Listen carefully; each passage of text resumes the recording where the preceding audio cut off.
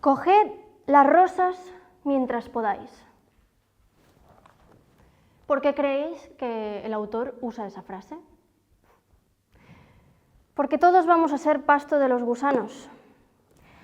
Porque lo crean o no, un día todos los de esta sala dejaremos de respirar, nos enfriaremos y moriremos. Pero quisiera que se acercaran aquí a examinar estas caras del pasado. Las han visto al pasar, pero es que no se han parado a mirarlas. No son tan diferentes a ustedes, ¿verdad? No, el mismo corte de pelo, llenos de hormonas como ustedes, creyéndose invencibles. Todo les va viento en popa y se creen destinados a grandes cosas también como ustedes.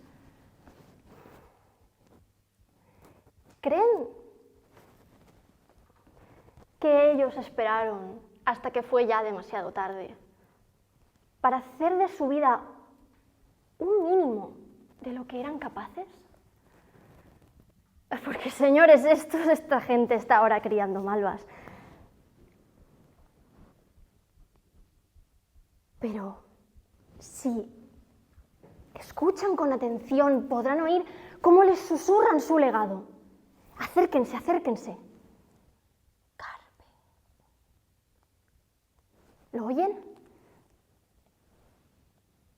Carpe. Carpe diem, señores. Este es su momento.